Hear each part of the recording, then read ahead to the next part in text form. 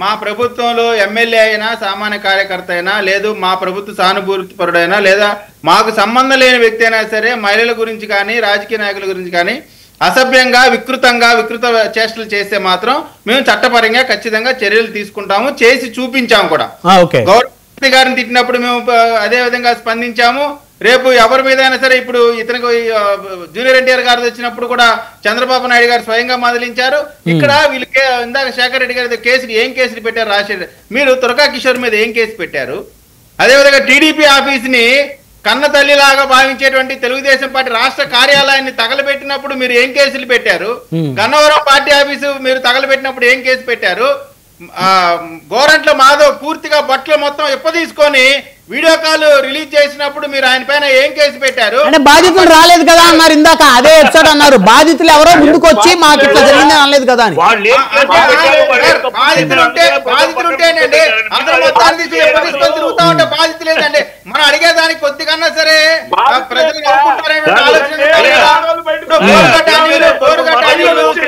చిట్టుబాబు గారు మీరు ఆగండి సార్, మీరు చాలా మాట్లాడే రాగండి, మీరు ఆగండి. చిట్టుబాబు ఆగోయా బాబు, పెద్దోడు నువ్వు. వద్దులే పోనీ చిట్టుబాబు గారు మీరు ఆగండి, కంక్లూజన్ ఇవ్వండి. విజయ్ గారు మీరు కంక్లూజన్ ఇవ్వండి. సార్ ఎవరైనా సరే మా ప్రభుత్వం తీవ్రంగా పరిగణిస్తుంది. మహిళల గురించి ఎవరు తిట్టినా మేము ఒప్పుకునే సమస్య లేదు.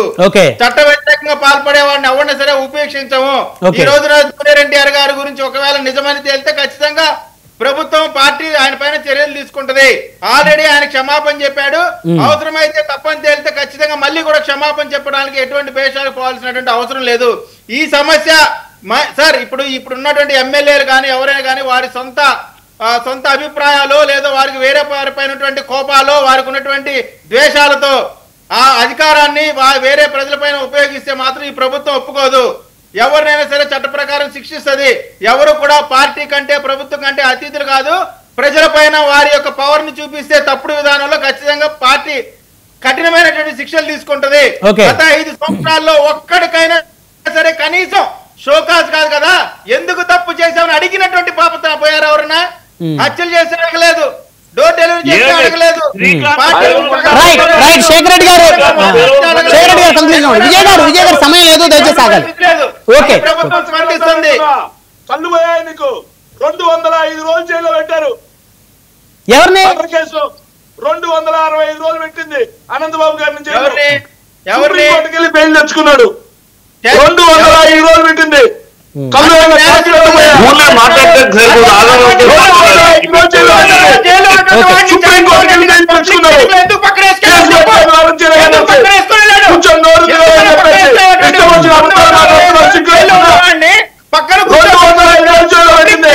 తీసుకెళ్ళాడు అనంతబాబుని. సరే సార్, ఇప్పుడు అనంతబాబు ఆ విషయం తర్వాత మాట్లాడారు. విజయ్ గారు దయచేసి శేఖర్ రెడ్డి గారు సరే ఆ విషయాన్ని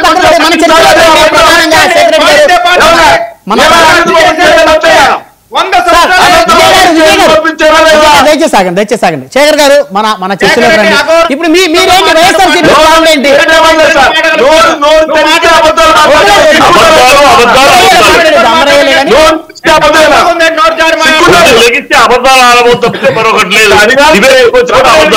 బ్రహ్మనాయుడు గారు I'm asking you straightly, Anantha Babu గారిని 200 రోజులకు పైగా జైల్లో పెట్టించిన మాట వాస్తవమా కాదా? అని తెచ్చుకున్నాడు. మామూలుగా అత్త కేసులో 90 రోజులకు బెయిల్ వస్తుంది. మామూలుగా అత్త కేసులో 90 రోజులకు బెయిల్ వస్తుంది. కానీ మా ప్రభుత్వం అంత కఠినంగా ఉండకపోతే 200 రోజులకు పైగా బెయిల్ రాకుండా ఉంటది. ఇది కేవలం హత్యే కాదు. ఆలోచన చేయాలి. ఓకే శేఖర్ రెడ్డి గారు, జూనియర్ ఎన్టీఆర్ గారి విషయంలో వైఎస్ఆర్ కాంగ్రెస్ పార్టీ స్టాండ్ ఏంటో చెప్పండి ఫైనల్ గా.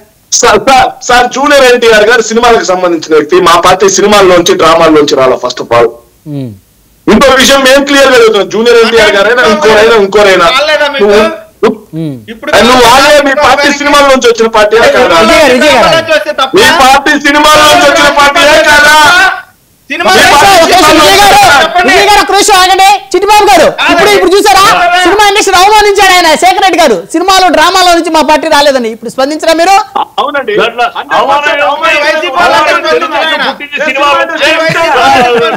డ్రామా అంటే చీపా?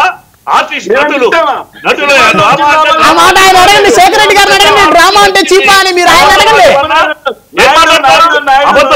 సినిమా వచ్చే వచ్చింది తెలుగుదేశం సిద్ధిబాబు గారు. సరే శేఖర్ రెడ్డి గారు. బ్రహ్మనాయుడు గారు ఒక్క నిమిషం అండి. బ్రహ్మనాయుడు ఆవేశపడిపోతారు ఎందుకైనా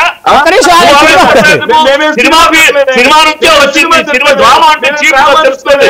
డ్రామా అంటే నాటకం, నటులు విన్నారా శేఖర్ రెడ్డి గారు? మిమ్మల్ని సమర్థింపు కోసం అని మీకే చెప్పింది చిట్టుబాబు గారు ఒక్క నిమిషం. బ్రహ్మనాయుడు గారు నేనేం సినిమా తిట్టలేదే, నేనేం డ్రామా తిట్టలేదే.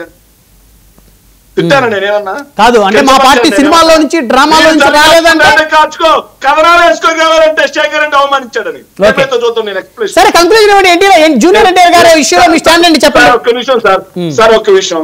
వాళ్ళ పార్టీకి సంబంధించినటువంటి ఎమ్మెల్యే వాళ్ళ కుటుంబానికి సంబంధించినటువంటి ఒక సినిమా హీరోని బూతులు తిట్టినా సరే మాకేంటి అని చెప్పి నిమ్మకు నీరెత్తినట్టున్నారు. అతని చేత క్షమాపణ చెప్పడానికి కూడా వెనక్కిపోతున్నారు. అంటే వాళ్ళ మధ్యలో ఏమున్నాయనేది వాళ్ళే సమాధానం చెప్పాలి.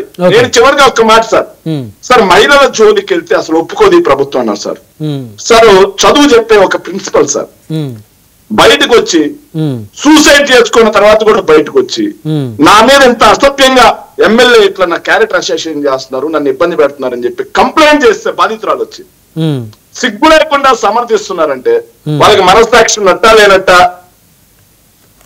ఎమ్మెల్యే గారి అంశంలో రోజుకొక ఏదైతే గుంటూరు తూర్పు సిగ్గు లేకుండా ఎమ్మెల్యేకి సమర్థిస్తున్నారంటే మనస్సాక్షి ఉన్నట్టా లేనట్టా?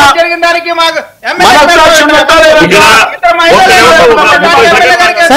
సరే శేఖర్ రెడ్డి గారు సమయం లేదు, వాళ్ళందరూ చర్చకులండి. మనకు ఓన్లీ జూనియర్ ఎన్టీఆర్ గారి విషయంలో మాత్రం ఏదో ఒకటి స్టాండ్ తీసుకోవాల్సిన సమయం ఏర్పడింది. ఎందుకంటే అభిమానులు ఆందోళన చేస్తున్నారు కాబట్టి ఎక్కడ ఎమ్మెల్యే గారే అనంతపురం ఎమ్మెల్యే గారు ఒక స్టెప్ తగ్గి క్షమాపణ చెప్తే వాళ్ళు విరమించుకుంటామని ఆల్రెడీ మనతో లైవ్ లో చెప్తున్నారు కాబట్టి మరి కాస్త